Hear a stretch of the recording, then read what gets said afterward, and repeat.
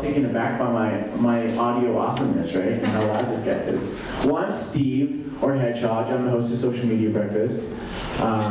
So lucky you.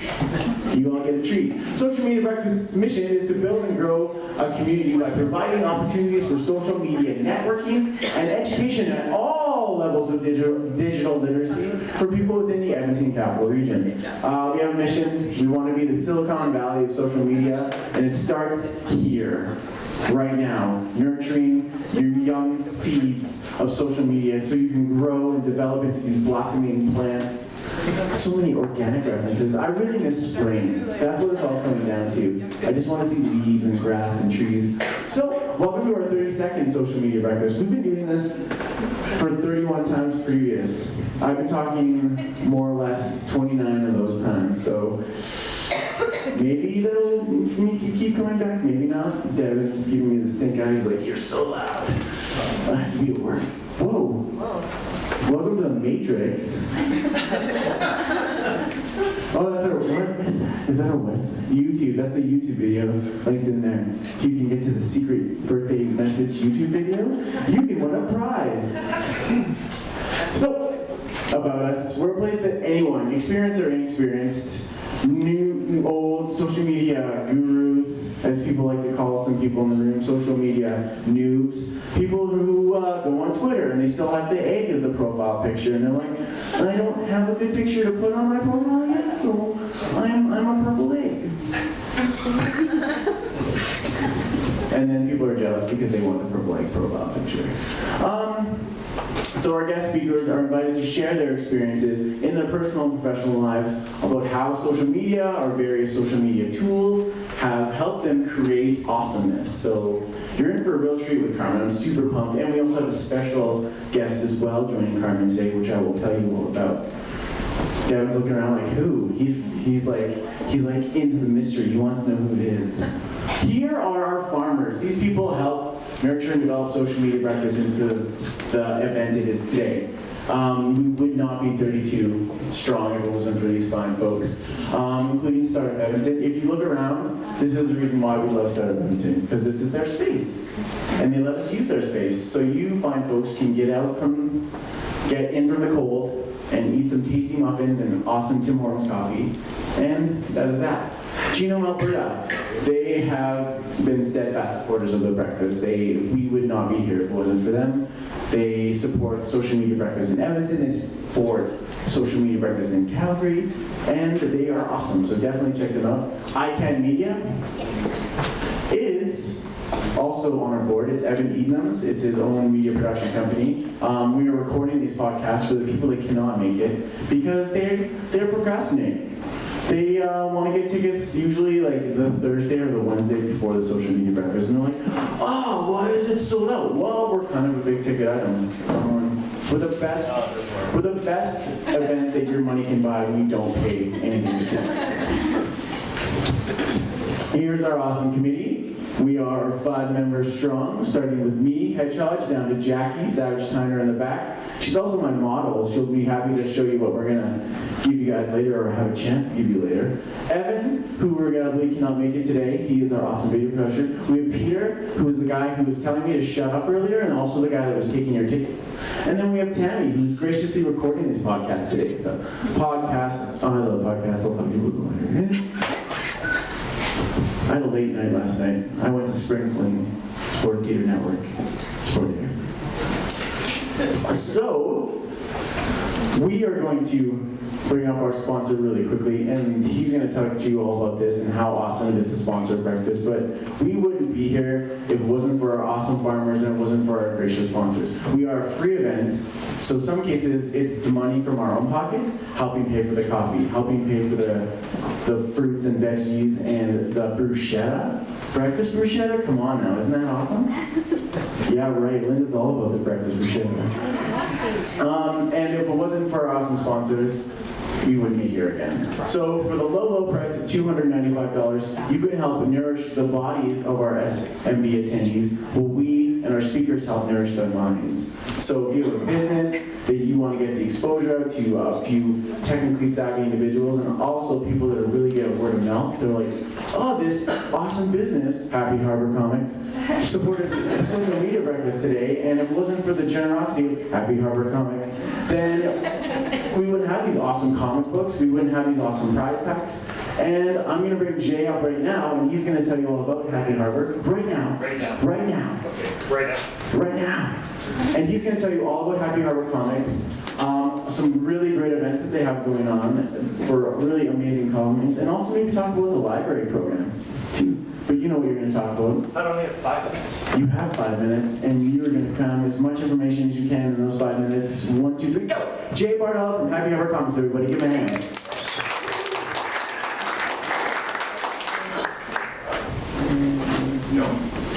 No, this. You told me I could do anything. Guys, you see. My name is Jay. I'm the founder and co-owner of Happy Harbor Comics here in Edmonton, which is actually just a few blocks down the street that way. So I come here out of convenience. Something else? No, actually, I'm here to try to learn to improve my social media for my business, which is comic book store. And everyone's kind of like, well, how many people in here read comics? Woo! Comics, yeah! Wow, okay, it's a bit more nerd dense than I thought it would be. For those of you who don't read comics, you can always ask yourself why you choose not to be cool. And if you wish to fix that problem, we can certainly help you. My job as an owner of a comic book store is not just to go out and sell comics. We are probably, by far and large, the most socially active comic book shop in Canada. We've won multiple awards for what we do. We go out into the community. We do tons of fundraising for various organizations. We do in-school teaching of kids, not just how to make comics, how comics are made specifically so they can gear themselves professionally. We help motivate them to be creative as far as writers, as far as artists go, and encourage them to do projects. Yesterday, I drove out to Stony Plain twice for 2 different 1-hour session seminars with teachers to talk to teachers about how to use comics in the classroom. We have school and library programs for those teachers and librarians who want to get more comics into their schools and stuff like that, and actually how to use them. A big part of what I do is actually teaching people about comics and terminology and how to use these sort of things. I do multiple conferences. But on top of all those other things, we actually sell comics and toys and fun stuff a lot as well, so it's not all just a lot of the hardcore socially active type things that we do. We like to have fun as well.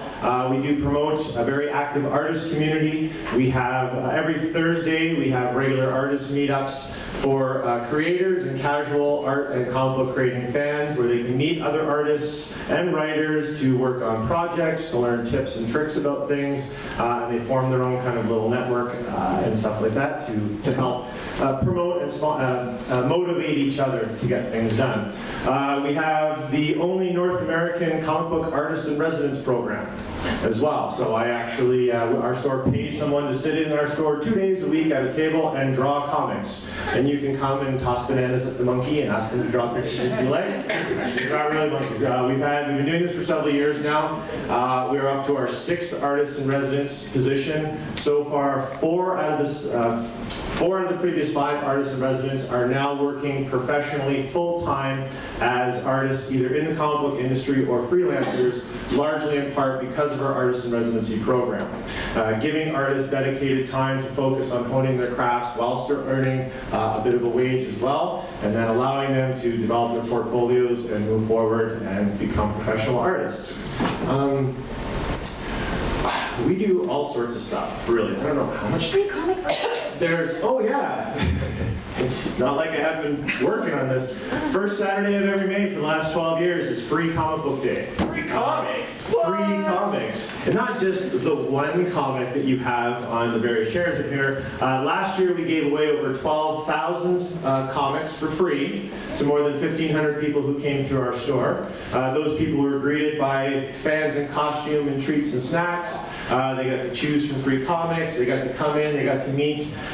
We had 8 artists on site with a donation to the Edmonton Food Bank. Those artists would draw you a one-of-a-kind custom picture of whatever you wanted that you could take home or you could have your kids have. Then we had a big killer after party for our volunteers, which was also open to the public. This year our after party is not going to be bringing back our now infamous Happy Harbier, but we're also going to have 3 live bands, a magician, a fire breather, all sorts of crazy stuff going on, because when you go to celebrate something, you need to go big. Free Comic Book Day is a celebration of the medium, and which to me obviously is pretty important because it's how I make my living, and if I wouldn't be doing this, I'd be moving boxes in a warehouse, because I'm not sharp as cheese on the cracker, so I'm pretty happy and thankful for what I have. So I give it back as much as I possibly can, and I invite all of you to come and partake in my silliness and foolishness of making a really good living selling comic books. Where are you located again? Like 2 blocks that way. Across the street from some sort of university? Like, yeah, I don't, is it a university? I just thought it was a giant clock factory. It's just a big clock. And, Across the street from the giant clock factory. yeah, it doesn't tell time very well though, so they're not a very good clock factory. I think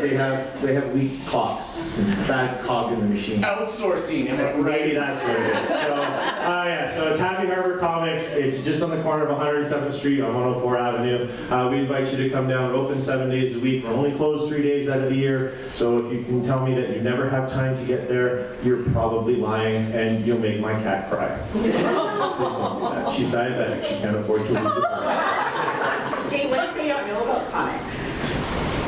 What if they want to get into comics but don't really know what to start with? Well, the nice thing is at Happy Harbor, we overstaff.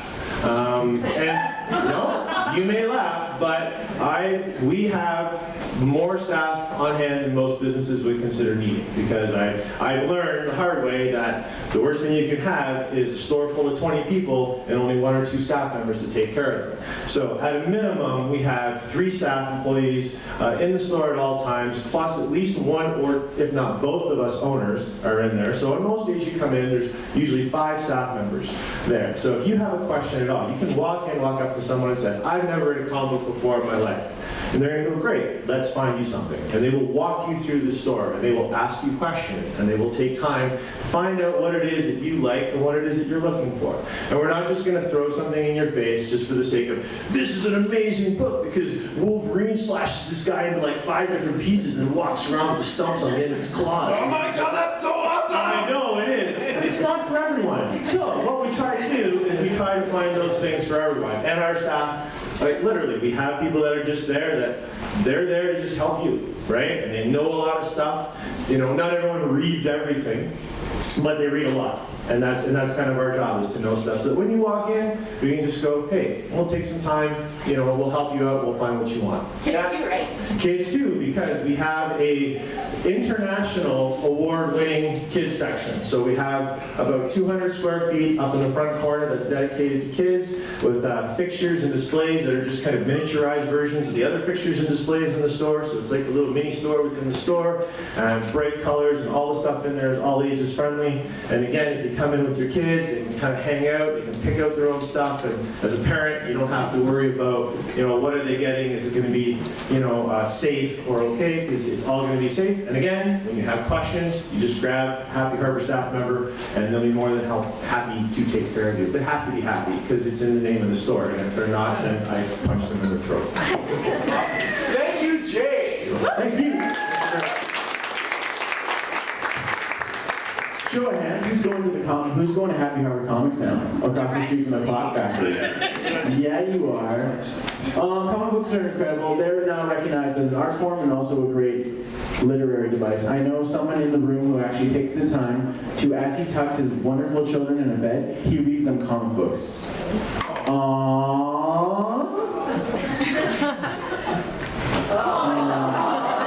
Thank you. A few housekeeping items before we kick this party off. Should you need the bathrooms are located outside the room through the back doors of the kitchen area. So you go out that door, take a right, go straight through those doors. Straight ahead is the ladies' bathroom. If you want to deviate and you feel like a man, you go to the right. They're clearly marked. They're where you offload your biological stuff. Please remember to pick up your coffee cups and other garbage or recyclables. Matt's a little pet peeve of mine. You all look like you're fairly classy, ladies and gentlemen, and I thank you for that. But some people are like make towers and they put like a coffee cup, napkin, stir stick, leftover muffin, and then you just leave us like a present. It's like an offering. I love you all. Your presence is presence enough. So if you could take your offerings and put them in the refuse bin afterwards, that would be greatly appreciated.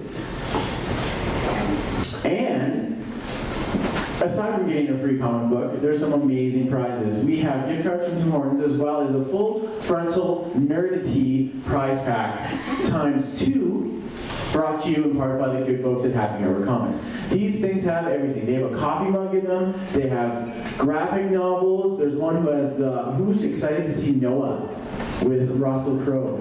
No one? I sure am. So if you win Noah, you can give it to me, and then we can make some sort of in-kind arrangements. Maybe I'll sneak you a ticket to social media breakfast, don't tell Jackie, and you can get into the next sold out event. Don't tell Jackie at all. You all have, show of hands who has a smartphone, iPhone, BlackBerry, everyone. Well, guess what? You can use them. You don't have to turn them off. You can like live tweet this. Use the hashtag SMBYEG, SMBYEG for all you people that need me to spell it out for you. Just make sure you put them on vibrate. In between Carmyn and our secret presenter's awesome presentation, I don't want to hear as much as I want to hear the Imperial March or like some cat meow, like meow, meow, meow, meow, meow, ringtone. It's disruptive. I'm going to turn off my mulatto ringtone if you guys, and once again use the hashtag. I haven't eaten anything yet, so I'm just running on adrenaline and your energy. Thank you all for giving it back to me. Woo! So, let's talk about our presenters now. First one is Carmyn Joy, who is standing to my left, your right. Carmyn works at the Winspear Center. She does the Instagram account for the great organization, the Winspear. Who here goes to the Winspear? Who here loves the Winspear? Everyone? Yay! So she manages that Instagram. She also has a personal Instagram. And fun fact about Carmyn's Instagram, she has over, wait for this, I'll feed you baby birds, 86,000 followers. What? Is that real? No, and she's going to talk to you about that. And she has a fantastic photo. She takes photos. This is what she does for a living. And obviously, like, look at that. She's capturing awesomeness in a photographic form. That is her Twitter, at Carmyn Joy. And, oh, that's present. The next presenter is Devin Komarniski from the Bissell Center. Who here knows of Devin's awesomeness? Well, I'm going to tell you about Devin's awesomeness. Devin started off a few years back working at the Hope Mission, and he did some really forward-thinking ideas. He had some Twitterati come and do their phone-a-thon. He's done some awesome, amazing events. He's used social media to help promote and do some serious good in our city. Aside from that, he also runs a side business for being a wedding DJ. So if you want to have a sock hop, or if you want to have a wedding, he's the guy to talk to you about this. These two guys are some amazing creatives in our city. And I think the creatives make the world go round. If it wasn't for creatives, you would have the amazing ideas that we have. They're the box breakers in the world. And I compare box breakers, you can just think outside the box, or what you can do is you can take the box, shatter the box, and build something completely new with it. And these two are definite box breakers. So without further ado, I bring to you Carmyn Joy and Devin Komarniski. Let's give them a hand, everybody.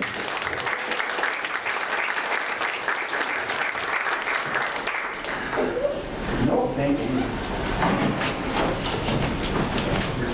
While they're getting set up, anybody who's sitting on the very edge by the window, I need you to move in a chair. We need to keep fire exits clear. We're sorry we set up the chairs there. Is that just me?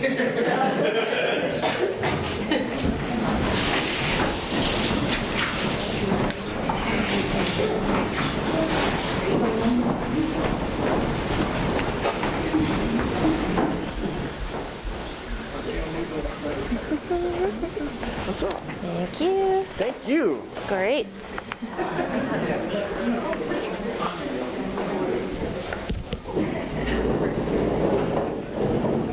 Hello, everybody. There we go. Hi, everyone. Thank you so much for coming today. I'm Carmyn. Just by a show of hands, out of curiosity, how many people are on Instagram or use Instagram? Okay. So almost everybody. That's good news because while I will be talking about a few of the more basic things about Instagram, I'm glad that most of us have a general knowledge base of the app. Just shortly, a little bit about myself. I'm a freelance photographer. I've been a freelancer since about 2007, working part-time in the city shooting weddings. So I have a website which showcases some of that work as well as some of my own personal work. I'll just be showing things today that I've shot with my iPhone, but I do prefer to use film photography, so that's something I'm quite passionate about, is analog work as well. And I had the opportunity to attend a really unique photography school last year in Ottawa called School of the Photographic Arts Ottawa. And I got to do a lot of really interesting work in the darkroom and got to use these really amazing 8x10 cameras and some really cool analog photography work I got introduced to. And I also have a master's in English from the University of Alberta, so I'm just passionate about the way that information is conveyed through both written and visual means. And I'm working currently, like Steve said, at the Winspear Center. The Instagram account there is still a little bit new, but it's something that I'm hoping to grow more as I'm there. So how did I get this crazy following on Instagram? You're probably wondering that, first of all, and I'll explain a bit about what happened to me 2 years ago. Instagram was kind enough to recognize that I was producing photos they thought were of a quality they wanted to showcase, so they put me on their suggested users list. And for those of you new to the app, that's a list, if you sign up for Instagram, Instagram will suggest these people for you to follow. And they placed me on this list serendipitously right when Instagram got released for Android. So it was very lucky for me because I was getting almost 1,000 new followers a day, which was very crazy and very exciting. And it opened up a few amazing opportunities for me. For instance, I was featured on the Huffington Post tech section as one of 20 Instagrammers worth following. I've been interviewed by international and local media. Linda over here interviewed me for the Edmonton Sun recently. And probably my most exciting opportunity came in May when MTV Canada contacted me to produce a commercial with them. So it was actually on air, and it was almost 2 minutes just about my Instagram feed and iPhone photography. So, or sorry, not iPhone photography, Sony Xperia photography, because that is what I was promoting in this commercial. So forgive the slip. So I really enjoy using this app as a visual journal for myself, and just as a way to connect with other photographers and to gain inspiration from them. And I've come to love my phone, and I've learned to get the most out of it as a phenomenal picture taking and editing tool. You'll probably be surprised to see that, a little awkward with the mic. This is what I use to take all of the photos I'll be showing you today. It's a broken iPhone 4.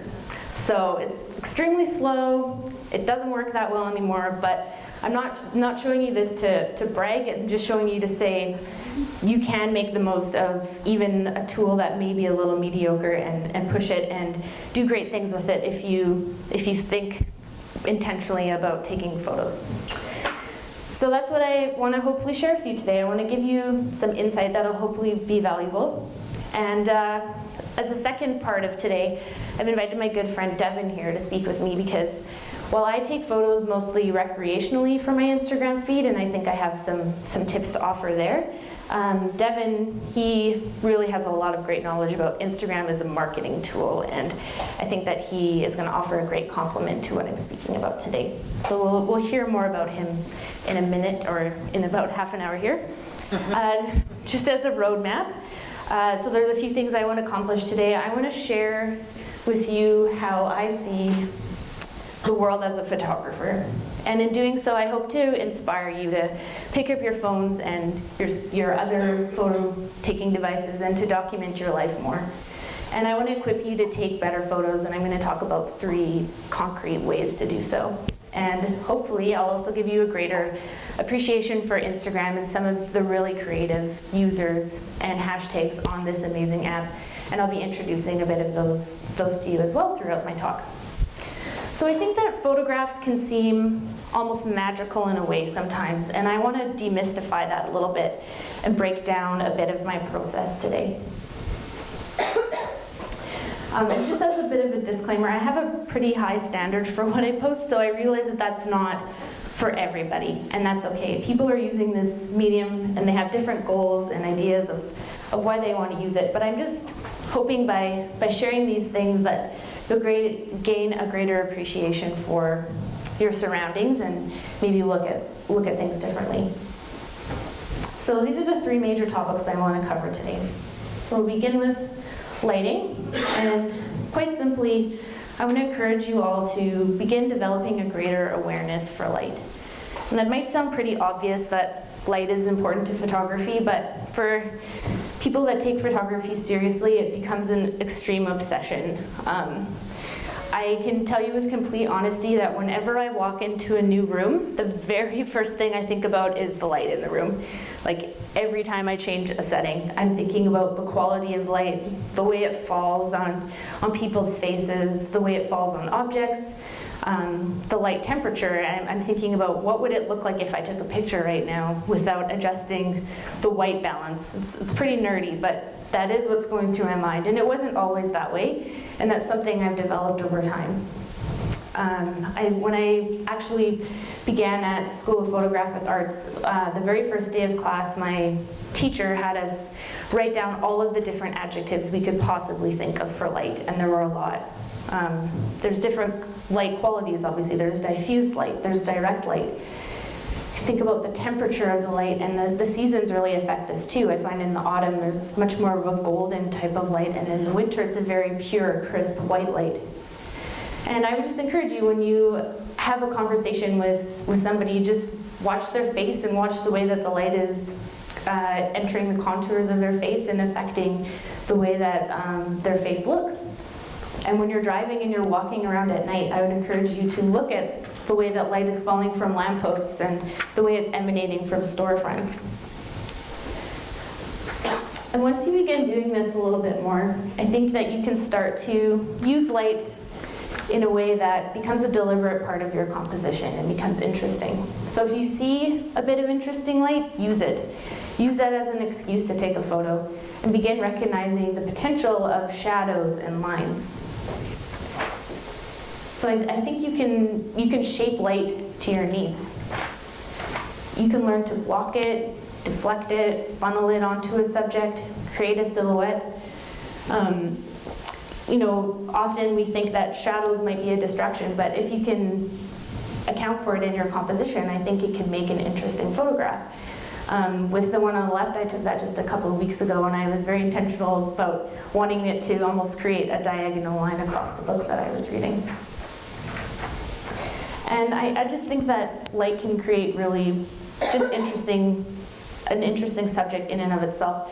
That's something that I walked past in my parents' house for the last 26 years of my life, but I stopped to take a photo of it one day because of the way the light was shining on those jackets hanging there. So I think there's a lot of endless possibilities the more you look around you and begin considering the potential of light.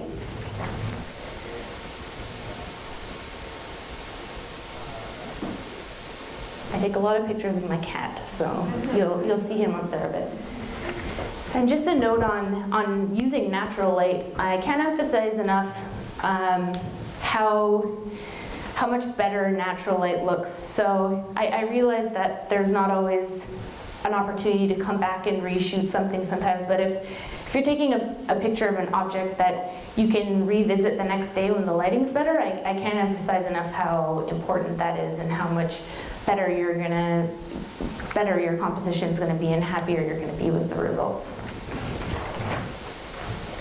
And I also, as I mentioned, want to highlight a few interesting people worth following on Instagram that are exemplary examples of the things I'm talking about. And the first person I want to mention is a photographer from Vancouver named Andy Grellman, and he really understands lighting, and he does some very cool things with it and really knows how to shape it and notice it in the most ordinary of places and create some extraordinary things out of it. Next, I want to talk quite a bit about composition. And for the first tip I have to offer is just to experiment. So we learn by trying. And so I would encourage you to pick up your phone, your device, and move it around. Try different things, try different angles, and take a lot of pictures. Don't be afraid to try something out multiple times, because you're going to learn by comparing your shots, and you can begin by asking yourself, why does this shot look better than this second one that I've taken, or vice versa, and what is it about this second composition that might be more interesting? For instance, I originally had taken the photo on the left while I was walking to work one day, and I thought, okay, well, that's interesting perhaps, but maybe if I come up a little bit more and show a little bit more of myself and the umbrella, that might make a more interesting composition. So this is just to show that there's no such thing as taking the right picture perfectly the first time, but you can give yourself some lenience to explore and to try different things. And also try different ways of focusing with your device. I know that the iPhone can be a little bit finicky about focusing and exposure, so you can even use an app like ViscoCam, which I'm a huge advocate of, and there's a camera right in it, and you can focus and choose your exposure with using two different focusing points. So you can do both at the same time, which is really handy. And by trying things out and experimenting, you can learn your equipment's quirks. I know my phone has its quirks as it gets older, so it's just good to take lots of photos and to practice. And eventually, the quality of your photos will outweigh the quantity of them. Sorry, what's that called? Yeah, I'll bring it up on the screen in a little bit. Yeah, and feel free to interrupt me with any questions. I should have mentioned that earlier. Yeah. I do have a question. You're talking about ViscoCam and you're talking about lighting and all the wonderful things, and you're talking about putting them on Instagram. So how do you capture the natural, like, beautifulness of the picture, but then are you using filter, are you using no filter? I am. So I will get to that part. Yeah. No, thank you. Just if there's any questions, you have to repeat the question. Okay. The question was whether I'm using any filters on my photographs, and I'll get into my editing process too. So, thanks. My second tip is to just be really intentional with what you choose to frame, and just consider everything in your frame. And just make deliberate choices about what you choose to include and not include. Be intentional with this little square. So ask yourself, what's around me that's interesting that I could include? And what alternatively is distracting that you might want to not include in the frame? Might sound ridiculous, but the photo on the left I took a couple of weeks ago, and I intentionally left that little sliver of light in there because I thought it might make a more interesting photograph. Another tip is just to be very conscious of how you're cropping and framing people, especially. I think that we've all had the experience of asking a bystander to take a picture of us, and you get the picture back, and everyone's nicely in the frame, but your ankles are cut off and your shoes aren't there. And it's just things like that to slow down and be more deliberate and think, okay, is everything in the frame? If I can't fit everything into the frame, where is a more natural place to cut this person off, perhaps? And also there's even things like horizons that can be distracting, like in this photo, for instance, I purposely brought my phone up higher so that the horizon wasn't going straight through my sister's head there or offering any distraction. It's things like that, just to be a little bit more aware of and conscious of. My teacher at SMBYEG, the photography school I attended, he used to say, account for everything. So he said, if there's a wrinkle in your still life piece, make sure that you can defend why you put that in there. Make sure that's something that adds to the composition and doesn't take away from it. And another thing that comes through my head often is this little mantra that he would say all the time. He would say, let it breathe.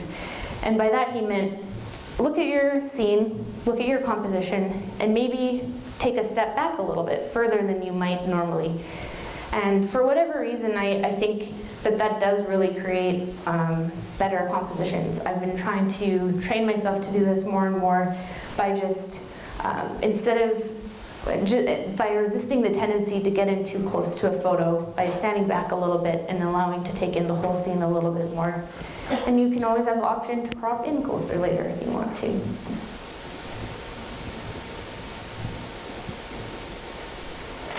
This is probably my all-time favorite Instagrammer, this gentleman and one other person I'll mention later. And his name is Devin Castro, and he, above probably anyone else that I follow, really takes this intentionality to heart about composition. Yeah, I'm just blown away by the things that he creates and shares on Instagram.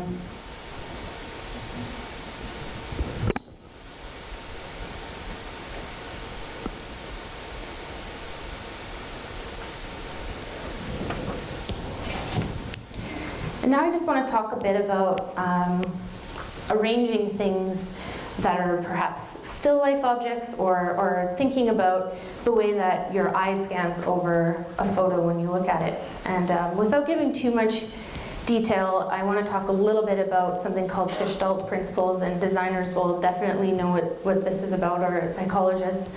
It was something that was developed in the early 20th century, and it's 6 psychological laws that attempt to explain the way we perceive the world. I'd encourage you to look it up if you want to know what these 6 principles are, but the bottom line is that we as people try to create order out of things, and our minds attempt to find an order within chaos. So I think our job as photographers and designers is to really help the viewer out in this regard. If it becomes too chaotic or disorganized, your photo is going to be ineffective. Your eyes aren't going to know where to land. So we need to create order in photos by creating some landing points. And I think there are a few quite easy ways to achieve this. If you have a really busy scene, I find this photo quite busy. There's a lot going on in the background. There's a lot of competing patterns and objects and shapes. Quite simply, I know it might sound simple, but put what you want to focus on the most right in the middle of the frame. Make it the forefront. Give the viewer a landing point immediately when they see the photo as to where their eye should land. You can also achieve this by framing things. If you give people a curve to follow or a line to follow, I find that it channels your eyes that direction as well. And you can look at ways that nature frames objects or hugs or curves them too. And you can also simplify the scene by using edits. In this case, the one on the left, I was thinking about turning it into a square, so I wasn't as concerned with those cars at the top there, but I think by keeping that in mind and knowing, okay, I don't have to show this entire vehicle, and maybe even if the color can be detracting from what you want to show, which was in this case sort of the reflection and the shape of the car, you can do something simple like turn it into black and white as well. And I also like to use hands a lot in my photos. I think it adds a personal touch. When I'm taking a photo of something that I'm doing as well, I like to put my hand in there. I'll show an example of that later, but I think that can also be a way to draw a viewer's eyes to a point that you want them to look at and pay attention to.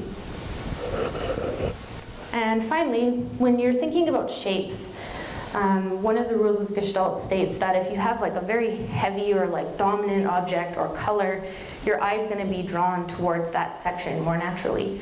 So I think by maybe evenly distributing those types of shapes, your eye, unless the point of it was to get someone to look down here really intensely, by distributing it, you can kind of look around and take your time and meander, and it becomes more of a pleasing experience rather than something you're really focused on or engaged with and distracted by, unless, of course, that's the purpose of your composition. For white in the background, not Yeah. everybody has a nice pristine white sheet of whatever they're using to frame, and they're in Instagram and everywhere. So is that, what is your surface? Yeah, good question. So the question was, not everyone has a nice pristine white surface to use, and what am I using and how might you maybe create your own? This is actually just my Expedit IKEA bookshelf top, just set close by my window, and a lot of natural light is streaming through. I didn't do anything at all to edit shadows out or anything. It was just using natural light and that surface. So, but I have in the past done things as simple as just use a sheet of white paper or a poster board to add a bit of texture for a background. Yeah, that's a good question. Anyone else have a question as to what I've said so far? Okay. And now it's going to be an opportunity to win one of those wonderful comic book prizes we talked about earlier. And I thought it would be fun, if you're into it, to take a couple of minutes to gather a couple of objects around you, perhaps in your purse or your bag or your neighbor's things, and try and build a composition out of what you have. And just think about the way that you're going to frame it and how much space you're going to leave around it. And I know the light in here is not fantastic, but just think about the objects rather than the lighting. And then tweet your photo to SMBYEG, and I'm going to pick my favorite later on when Devin's talking.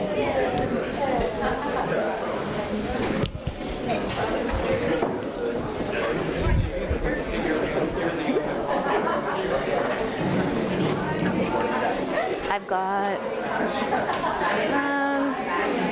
that was the bulk of it. That was the bulk of it. I've got about 10 more minutes, maybe. Yeah. Is that cool? Yes. Yeah.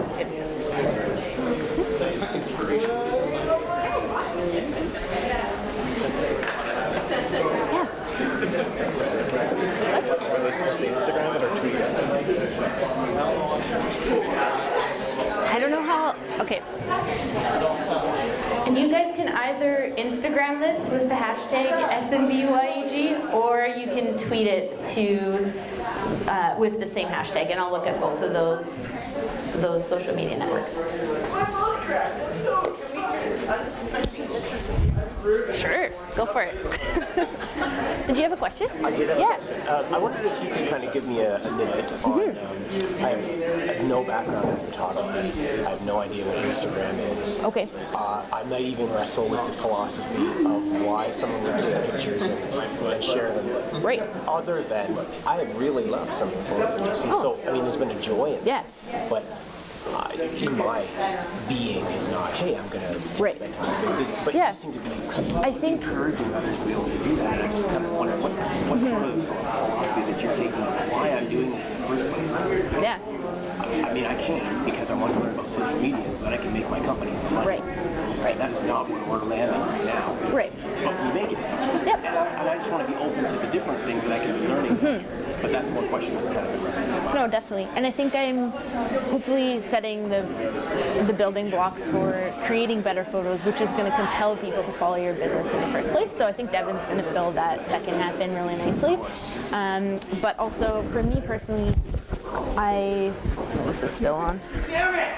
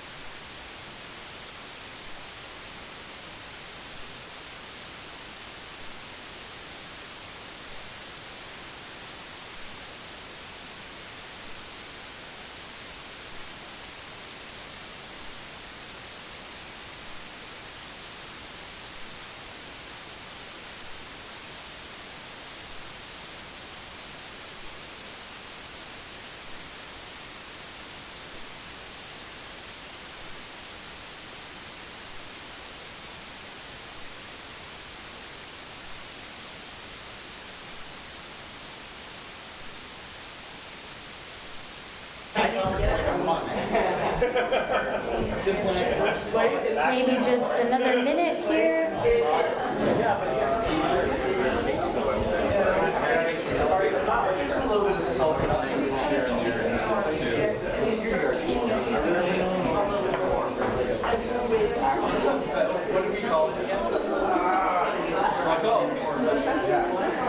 Okay. For those of us who have no clue how to actually Instagram or text. Yeah. So how do we get out of here, get out of here, get out of here? Maybe, do you mind asking the person beside you? And then, yeah, and I can help you later. But.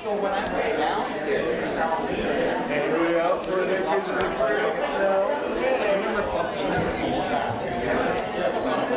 Okay, I hope that was fun for everybody.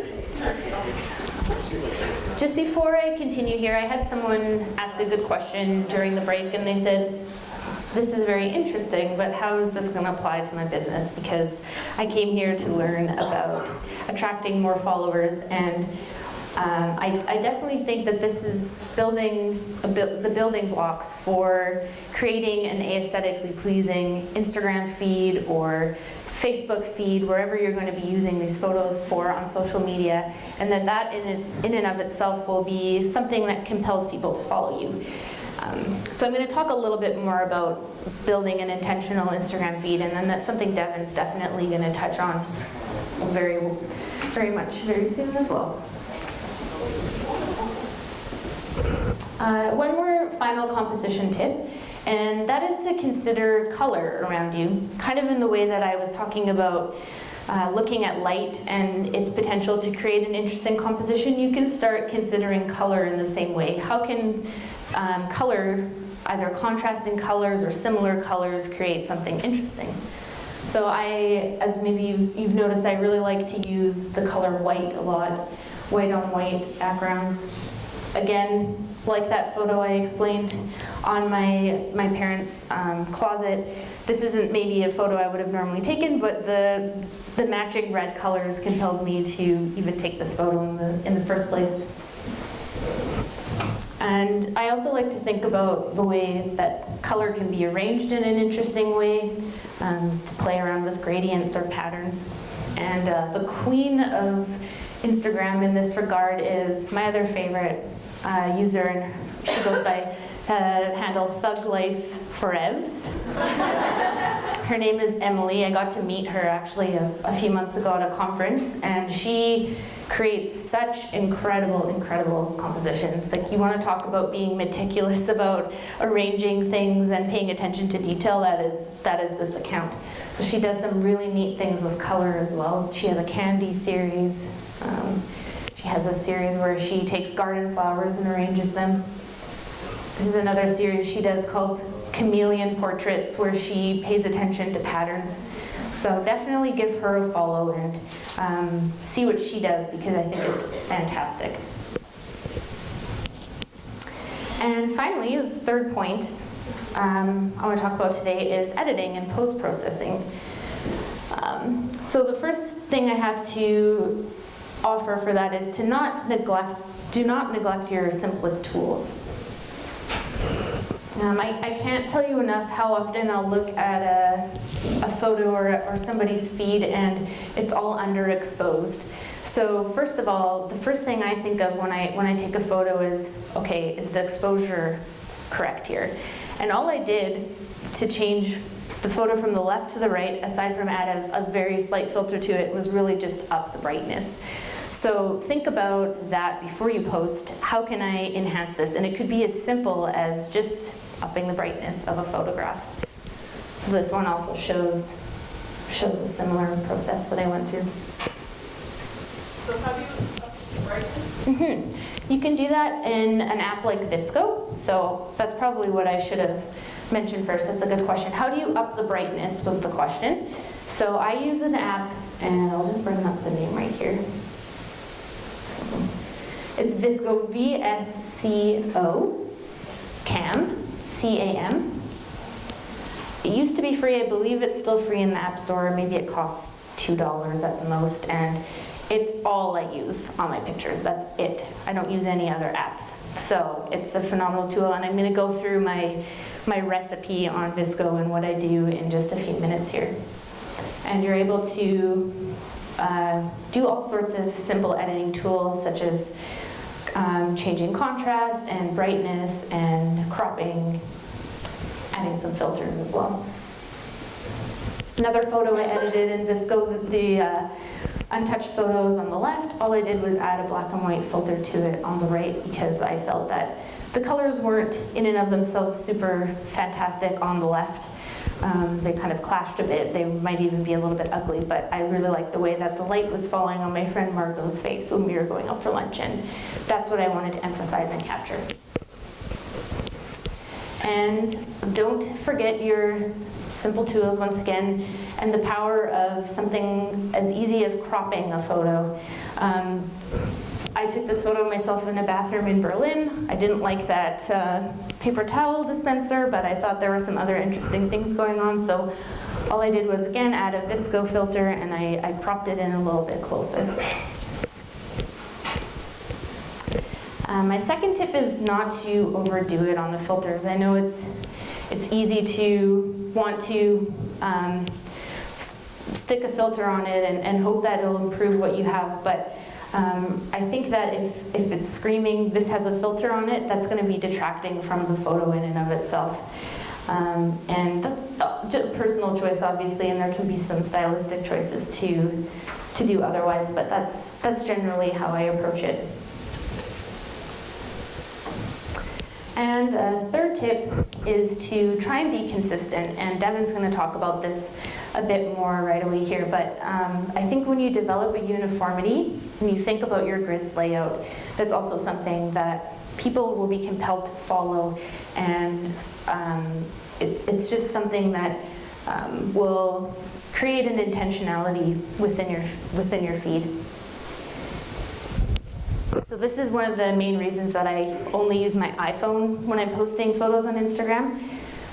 It's not because it's supposed to be an exclusive thing or some sort of snobby choice, but it's mostly because I like the fact that the same sort of feel is created using this same medium. There's sort of a shallow depth, a large depth of field, and yeah, that's basically what I have to say about that. And I when I'm laying out the way, so this is a screenshot of my one section of my feed from the summer, and the way Instagram works is you can scroll down and you can see grids, and then you can click on one and bring it up larger. So a lot of people will think about each individual photo as they're posting it, but some people are actually a little bit crazy and think about how the whole feed acts together and why they might place something where when you look at it as a whole and how that can create an organic feel.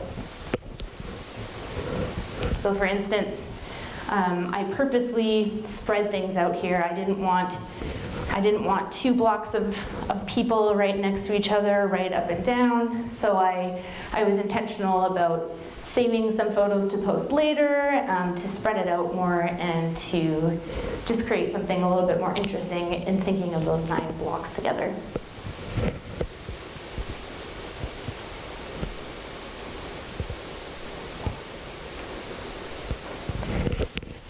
I'm going to just mention a few other accounts worth following. This woman, Ariel Alasko, she's a woodworker in the States, and she just has a beautiful feed. And when you look at it, it just looks intentional, it looks organized, it's aesthetically pleasing, and she's just a really fantastic example of someone that has created that unity on their feed. And there are some feeds that are just also have a very thematic focus as well, which is interesting. This is a feed I just started following recently, Save Family Photos, and it's run by user-generated content, so people will submit a family photo to the woman that runs this account through an email address she provides in her profile. And she will curate the feed and place it in this way, and if you click on the photo, the person's family story and history that they've shared with her in the email is under there as well. So it looks beautiful. Like it's a very well curated, stunning looking feed. And a lot of what I've been showing relies solely on the square medium, but there are some people, it's a little bit trickier to do, I think, but there are some people that are using a rectangular medium, and they do it quite well, and they still make it look organic and flow nicely. And this is an example of that. This is a local clothing store, Oaken Fort, and they're even mixing in text as well, but just the way that they're spacing it out, they're not overwhelming the feed with text, they're spacing it out intentionally, maybe every 9th square or so. It still creates something that looks really cohesive. And here's another interesting thematic account that I follow, The Untitled. He has a goal of getting you to look through his feed every time he posts something new because it fits into the whole feed. He's actually creating a poem, which is really cool, I think. Each individual photo, if you look at it in and of itself, is beautiful, but together it creates this really interesting story. And finally, I'm going to talk about this app I've been mentioning a few times, VSCO.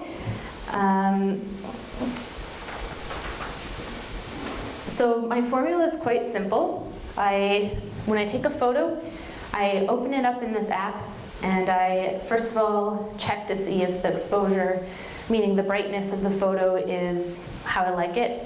Sometimes I intentionally will bring it down to make it darker, a little bit moodier, or I'll brighten it up to create a mood that's brighter. And then I usually try each of the filters to see which one I like best, because I find that the colors that might be in the photograph or even the type of lighting will really affect the way that the filter works for each photo.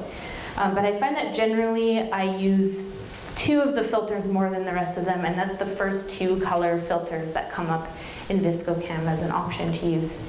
And then I like things that are a little bit more desaturated in contrast, so there's a little button where you can add some fade gradient. You just fade it a bit, and that's basically what I apply to every single one of my photos, and I do that for everything that I post on Instagram. And Devin's going to mention a few more editing apps that he uses that he finds useful. And I put this photo up of myself because it was to remind me to talk about one more simple tool to use, and that is simply a self-timer. You can actually download a self-timer onto your phone, and I was traveling by myself in Berlin, and I wanted, a portrait of myself on the street, so I set it up on a car and used this self-timer and cropped out the car's hood because it was in the way, and have this. So there's some cool things that you can do just with being able to remotely take pictures of yourself with a timer. This woman, Afu, I also got to meet her at the conference I mentioned earlier. She creates really bizarre and cool self-portraits using a remote timer. So she's quite fun to follow. What self-timer do you use? I think it's just called the question was what self-timer do you use? I'm pretty sure it's just called self-timer or timer app. If you search self-timer in the App Store, it's the first one that comes up. And there are multiple ones, and I'm sure they have different editing tricks within them as well. And finally, before I turn this over to Devin, I just want to talk a little bit about cultivating ideas and gaining inspiration. How do you do this? And I think that, first of all, just developing a heightened awareness of your surroundings. I'm constantly trying to look for unusual things around me or things that I find beautiful to document, because that's just something that compels me. I like to share my experience, my daily experience, and in doing so, I find that documenting things that surprise me on my daily walks or commutes is something that keeps my eyes sharp and trained to look for things. Another thing that I do is I really like to observe different shapes that happen naturally in nature as well.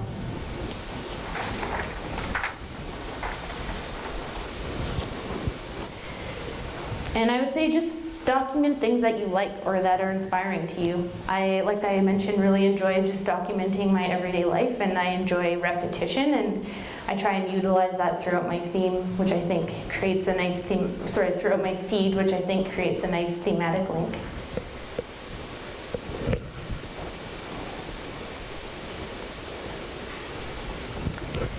And finally, write ideas down. I have a notebook that I bring almost everywhere with me just to jot down ideas for a new series or a new photo or a new idea that I want to try out.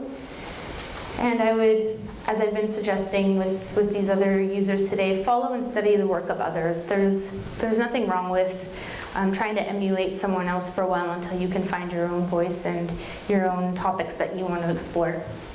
And participate in hashtags and user-generated content on Instagram and other networks, because I think you'll feel that you're contributing to the community, and it can be a lot of fun. So just as an example of some of those feeds, I have no idea who's creating this. They don't post terribly often, but Type Edmonton is a really cool feed. If you post a photo and you add their handle, which is @TypeEdmonton, to your photo, they can repost it on their feed, and their goal is to hunt for unintentionally beautiful typography in Edmonton. How do you do this on Instagram? You know what, they probably just take a screenshot of the photo and repost it that way. That's what I've done when I have used other people's content for the WinSphere, and then have credited them, of course. Or you can ask people to email in a photo like the woman does who curates that Save Family Photo site. The question was, how do you repost a photo on Instagram? Here's another feed that does a really great job of using user-generated content. These are all, even though it looks very much like the same person may have shot all these photos, this company uses almost completely photos of users that are following them that own Polar Stuff products, or that like to get out and camp. They like to repeatedly post photos of vans and tents, and they just create a really interesting grid with user-generated content. And quite simply, some hashtags can just be stunning. These are all different people contributing to this hashtag, but I think it's really neat when people embrace the way that the aesthetic looks and works, and they contribute together to create something. Here's another feed that I like to contribute to, curating little artworks. I like to collect stamps. So these are all different people contributing to this hashtag.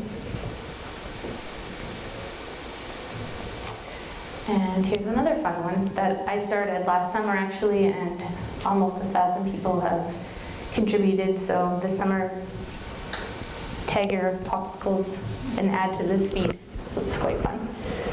So that's what I have to share with you today. I hope that was helpful, and I'll be here to answer questions after Devin.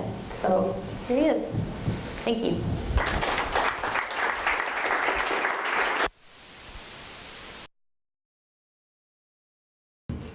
Is talk more from a marketer's point of view.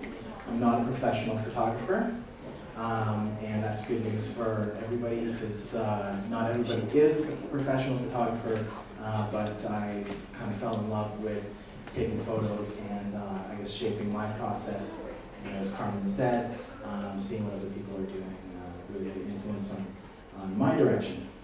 So, a big question that people have in their businesses and organizations, you know, I'm already on Facebook and Twitter. Why do I need to get on Instagram and have something else to take care of? And I'm going to tell you why I like Instagram and why I feel it complements the other three. So, why Instagram? Okay. Lightning speed consumption. Everybody knows photos are consumed, what is it, like 1 million times faster than text. I believe that's an official stat.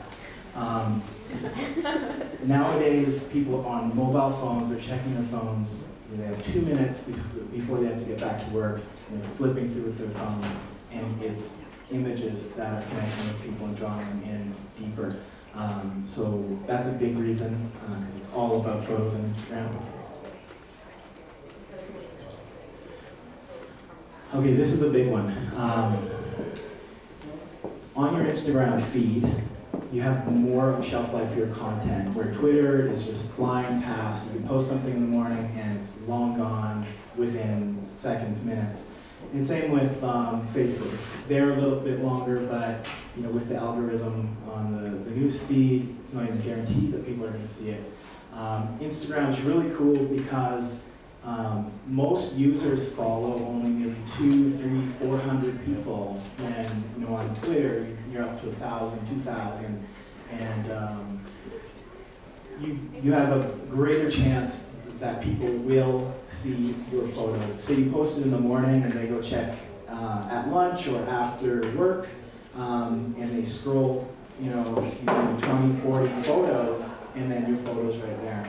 So another thing about that is a lot of people use Instagram to follow friends and family and things that inspire them. So if you're a business or an organization that can garner their like, and you're in that group of people that they would consider a valuable feed to follow, then that's a really powerful thing because they're going to see your photos and they're going to like them.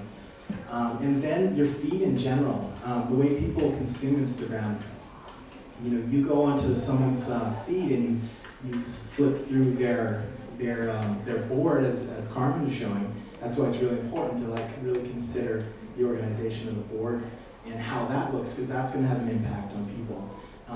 And with a few flips of the thumb, you can see what someone was doing last year, where you never do that on Facebook. No one really goes through someone's timeline to see what they were doing last year. Same with Twitter. You don't go through their old tweets and see what was up. But you get such a rapid amount of information about a business or an organization really quickly on Instagram. So that's a huge reason why I like to be there. Another big reason, you can convey a lot of personality and character that you can't really on, say, Twitter or even Facebook, not as much. Having that board and that feed to be able to basically consume 20 to 40 photos really quickly, you get a sense of the business or the organization's personality. You get a snapshot of that. And a lot of charm and character comes through because it's more of a creative platform as well. And a lot more behind the scenes. So a business that goes to Instagram and starts shooting photos of their product along with what staff are doing, customers, you can start building more of a personality and more of a character that you just can't do with Twitter and Facebook alone. And it has a unique audience. It's typically a younger audience than the other social platforms. So if that is within your goal and something you're trying to do is connect to younger people and more creative types, then you probably want to be there. And it's just freaking cool. Instagram is really hot right now, and if you're a business or an organization, you want to be there because you want to be amongst what's happening in social media right now, and I would recommend it. So just for an example, this is my personal feed. Really quickly, you can, a lot of people here don't know me, but you can really quickly get to know who I am. I like dogs. I'm really fond of icicles. I'm okay with doing cliche foot shots. Wilderness, I like to jet set. I like campaigning for good causes. Some more wilderness, street art, Star Wars. I love my city. What else? We got architecture, cool VW bug, some more nature, and my wife. So how quick was that? Yeah, sorry. Jump out here.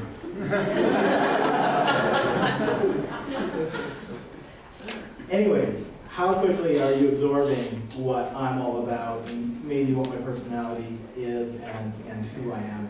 And it can be that quick for your business or organization. Okay, where am I going from here? Hope Mission. Okay, so I worked for Hope Mission for 9 years. I recently moved over to Bissell Center. I'm not going to get into that reason, but it's nothing bad. I'm just not going to get into it. So it's been about 2 months that I've been away from Hope Mission, and it was really hard to leave the Instagram feed because it was my baby. I was its protector and curator. And it was in February 2012 that we started the feed, and it was a lot thanks to Carmyn. She was on Instagram at the time, and we brought her on as a staff photographer, and she had about 5,000 followers, and I was like, holy crap. Holy, wow, actually, and now she was like 90,000, it's crazy. So we started it, but I'm very critical person, and it lends well to my taking photos and design, and I knew I wanted, if we're going to do this, let's do it with some boundaries and some parameters so that we can have something of value that we can stand behind at the end of the day. And as Carmyn said, this isn't for everybody. This is me sharing my process and my standards and what we set out to achieve at Hope Mission. So some of our goals were show the beauty amongst the negative stuff in the inner city. Working there, Carmyn can attest to, you start to really grow a fondness for the inner city, the different things happening in the inner city, the things that you can see, the businesses, the ugly parts of the inner city you can find beauty in, and then obviously the issue of homelessness as well. The real people going through real struggles. There's a beauty in that because from the beginning of time, we've been struggling to survive, and so it was very apparent that we wanted to show that beauty when most people are only seeing the destitution and the negativity. So along with that is sharing the hope and having that communicated through the feed. And then inform and educate about the issues of homelessness as well. Inspire and motivate people to take action and get involved and help. And then show some gratitude to people that are helping and are actively participating in helping the situation get better. And these are some of the standards that I kind of set out. Minimal filters and effects. We wanted things to feel as natural as possible. No dark, blurry, grainy photos. There's lots of photos that I did not add to the feed because, even though I wanted to and had potential, they just didn't meet my standards, and I knew that I had to just keep them out. And then photos to have a focus and a story. So it's not just a group of people, and it's kind of, you can't really tell what they're doing, and your brain's trying to interpret it. But we want it to be immediately impactful so people would see it and really get an understanding of what's happening, and then read on and see what the photo's about. And then unique and inspired and creative and so on. And then it was really important, if we are representing an organization, this can't feel separate from everything else, from our website, from our other social sites, and from our brand in general. This needs to build into the other systems, otherwise it's just confusing for people. So, this is when we knew we were connecting with people. We got this really nice message. You craft beautiful snaps of the inner city workings goings on at Hope Mission. Whoever is behind that camera, iPhone, keep it up. Beauty, grace, vulnerability, captured on film. And that was exciting to hear that what we set out to do was really connecting. And there's my response. And this girl actually was from CKOA, and she contacted us later and interviewed me for the show, and then did a blog post on our Instagram feed. She just thought it was really amazing what we were doing, and it was at a time when not many local nonprofits were on Instagram yet. And then a few of the other, affirmations was people had said, it stops you. Your feed stops me, and it's eye-catching. Another person said, there's depth to your photos. I have not seen another NPO do it as well, and this isn't to brag, but to kind of set you guys up for looking at some photos and us kind of thinking, well, okay, if we've found some success, how do we replicate it? How do we keep going in that direction? And at this point, Hope Mission has about 1,100 followers on the account, which I'm pretty happy about for a local nonprofit. I think that's pretty good, especially given that it's a pretty, what people would consider an unsexy charity, opposed to, like, say, cancer and kids and stuff like that, right? So you can imagine an Instagram feed about homelessness that would be not something anybody would want to look at, right? Because you can picture in your mind a lot of the dirtiness, the ugliness, the bad things about it that you wouldn't really want to be reminded of. So, starting with this photo, each photo that I go through, I have some takeaways that I can impart onto you guys. This is actually not an iPhone photo, so what I want to get out to you guys is that if you're using Instagram for your business or organization, it doesn't only have to be an iPhone photo. Some people are dead set on that, but our goal was to share the stories of what's happening in the inner city, so that takes precedence over being legitimate, like Carmyn. But this is Carmyn's photo on a SLR camera, and it's a gentleman eating lunch at Hope Mission. This next photo, this is outside the Herb Jameson Center, another Hope Mission building. It's a men's shelter. I was walking by one day and I noticed that eagle there, which is not supposed to be there and wasn't there before. And I snapped a photo of it because it was cool. And literally a half an hour later, the staff had washed it off. It was scratched on with charcoal or something. One of the inner city people just drew on our building, and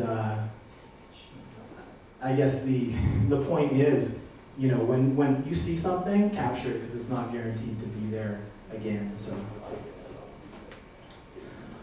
this is some tomatoes. At Hope Mission, we get a ton of food from the organic markets, and food is beautiful to photograph, of course. But keep in mind when you're posting food to Instagram, if food leans to blue, brown, or green, it starts looking unappealing. So in the app Carmyn referenced, and some of the apps that I'll talk about in a little bit, you can up the saturation and change the color to be a little bit more appealing. And I want to note that, see, there's a few stickers on the tomatoes. There was a few others that I removed with another app, which a lot of people think you can only do that in Photoshop, but there is an iPhone app that works really well to take out things that are not favorable in your photo. All right, this is pretty amazing, right? So I'm not that amazing when I shot that. So let me explain this. There was a burrito on the ground. So I would throw this burrito up and take literally 20 photos. And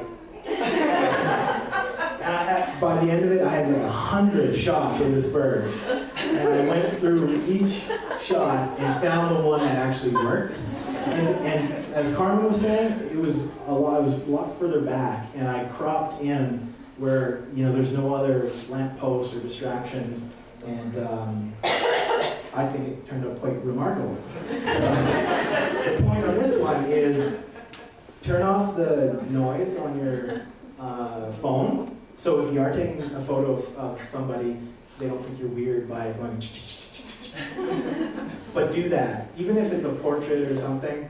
And this is my recommendation, because there's you can get smiles that are way different, but there's just a subtle tweak, and it's nice to go through and be able to pick the variance in how the facial muscles were photographed. So, okay, so this one, my point on this one is don't be afraid to repurpose. I posted this And I didn't say that it was new, and I didn't imply that it was taken in that moment, but this is about a 3 or 4 year old photo, but it was very stunning. I found it in the Home Mission archives, and I repurposed it. The connection with the eyes is just super powerful, and then what's happening in the background, and it performed well on our feed, and I'm happy with it. This is me walking to work one day, and as Carmyn said, be aware of your surroundings, and look up every once in a while. And I just caught these lines when I was walking, like they're just kind of changing as I walked towards them, and I just stopped and I took a picture of this photo, and then the caption was something about like we're all connected, and it's connected. Wow. Okay, so here's helping show some personality in your brand and your organization, and the kind of the behind the scenes stuff I was talking about. This doesn't have anything to do with homelessness, but this is showing some staff be passionate about carving out their logo, and it supports the brand, and then also builds into that personality of what your brand is all about. And that was the end result. And that's one of our most popular photos, and it was the top liked photo for a while. And some people said it reminded them of the Beatles album. And yeah, when you can bring, shoot something that's larger than life and piques people's curiosity and gets their gears turning, then it makes an impact. So this photo is a kid, Connor, from Spruce Grove. I wasn't even going to take this. I was like a bunch of black bags, and I didn't really think it would be a great photo. But after I heard the story about who this kid was, I guess he collected a bunch of care items for the homeless, and he'd go to shopping stores with his mom, and he'd say, "Mom, I want you to wait in the store. I want to do this myself." And he'd go in and get toothbrushes and deodorant and all this stuff that the stores would give them for free, and that brought them back down to Hope Mission. So took a photo, posted on our Instagram. Obviously impacted people on our feed, but then Metro News happened to be following the feed, and they called to do a story. So we had Connor come in and they featured him. And then that led to a CBC story on at 6 o'clock.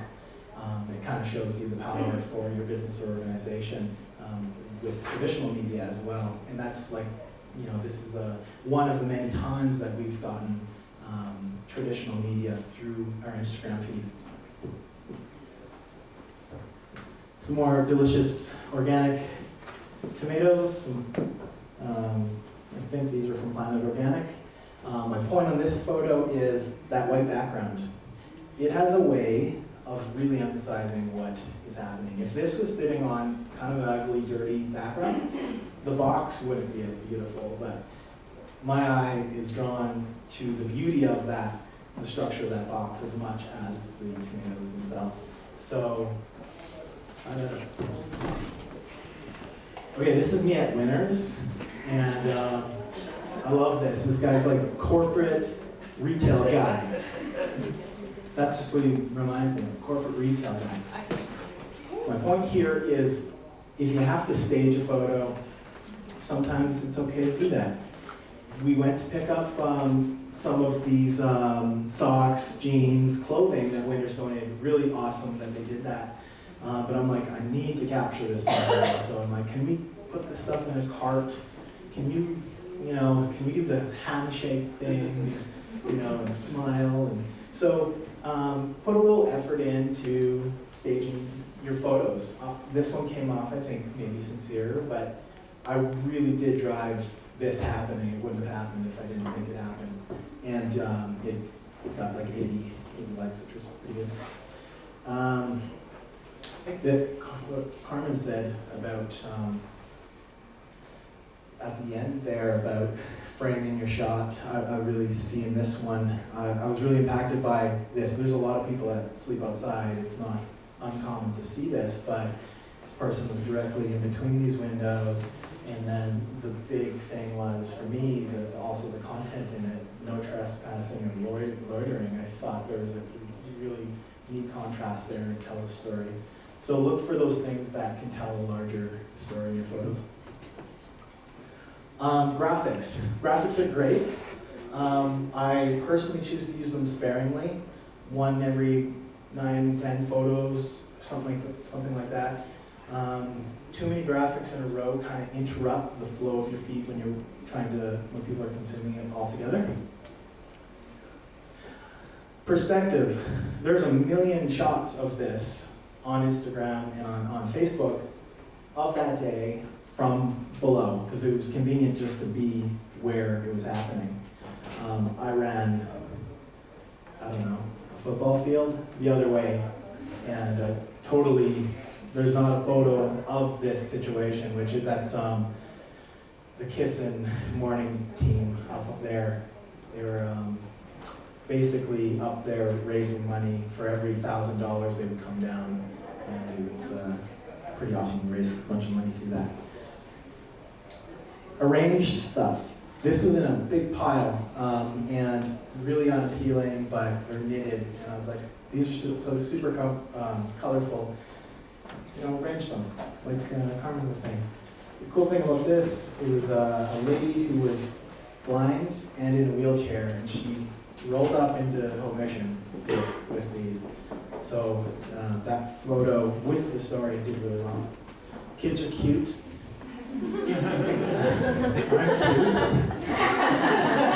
This one's just sneaking their brand color in there just to get it in there. And when you go through the feed, you see a lot of orange. And I'm talking about R as if I'm still there, but I'm not. This is a user-generated photo that we reposted, and we did a little contest using hashtag for a fundraiser we're doing. People shot their feet, and we picked the most interesting one, and she made a heart on a frozen lake and was clearly the winner. And we reposted it, and that has a lot of value to people who follow you, that you can engage them and make them kind of a hero. Just some boots that a company dropped off. I just liked how the different things happening. The Fran has your eye kind of looking around, and it kind of builds a story. Kids, that's the thing about the Instagram feed. You go onto our Facebook page, you would never know that Hope Mission works with kids. But on the Instagram feed, that's littered throughout, and a few swipes of the thumb, you can gather that information really quickly. Just another reason why Instagram is awesome. Another SLR shot, but I took it into an iPhone app and isolated his face. The light was creating a shadow, and his face was too dark. And I'll tell you about a little app that you can isolate certain colors in the photo and brighten it up. And then just some social media goofballs. Just thought I'd add this in because it's relevant, but it shows engagement in the organization. Okay, so who thinks they have a good eye? We have a little competition here. I'm going to show you a series of photos. Top left, center, or right. Bottom left, center, or right. Tweet that to SMBYEG, and the person who chooses the one that is our most liked photo ever on Home Mission's feed is the winner.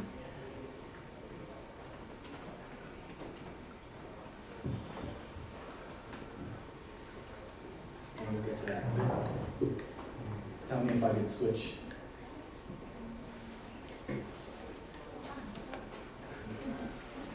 We can always come back to it.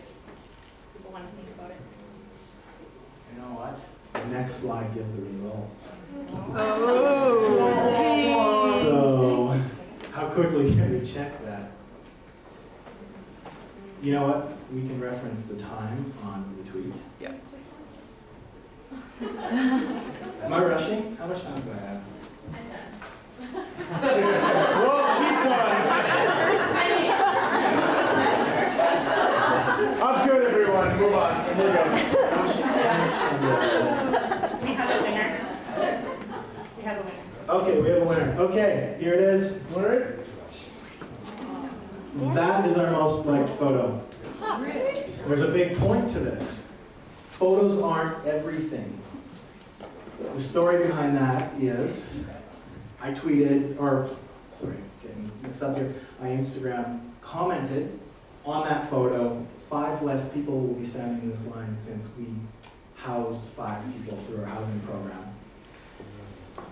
These are the other most liked photos. Notice how only one of them is an SLR shot, the rest of them are iPhone. This seems uninteresting, but the story is impactful.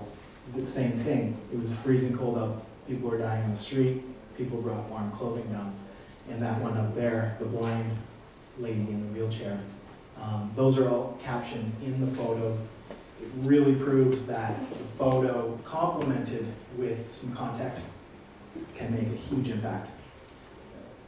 So this was our #1 photo for a while, and it's self-explanatory why it's adorable. Now, since we're running out of time and I wanted to do this anyways, we're just going to go real quickly through this stuff. How to find followers. Lurk. Seriously, my first thing I do when I start a new account, what is the same similar organization and who are following them, and I go steal those followers. Or I follow them looking because they're the most likely to be interested in what I'm doing. And I don't feel bad about it because if you have a good product or service or organization, people are only not following you because they haven't heard of you yet, so make that happen. Hashtags, good, but don't use 20 of them. Use maybe 3 to 5. That's okay. Make sure they're relevant and to your business. Otherwise, you're going to get real stupid people following you. And then engage. Comment on people's photos. People who follow you, when you comment on their photos, their friends will see your comment and then follow you. Links from other sites and on your print materials. Yes, do this, but a couple notes. Since you guys know this probably, That's the new app.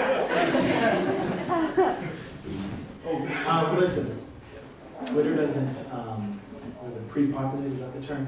The photo into the stream. So I just go into my camera roll and I make the content better suit the Twitter experience with the photo. And then on Facebook, it's really cool. It fires it off to your Facebook. It doesn't say from Instagram. But Instagram doesn't allow you to make paragraphs, so you can go in and edit and break up the sentences. That's what I usually do. That's a big question, of course, because video is hot this year with Instagram. Go for it. My personal opinion right now, because video doesn't get the same amount of engagement as photos still, do it sparingly. Give the same considerations to your video that you would your photos. I don't really worry for Instagram. I just I post. I want my Instagram experience to be a little bit more casual, but most people post on Thursdays. You can research it on Google. Devin? Yeah.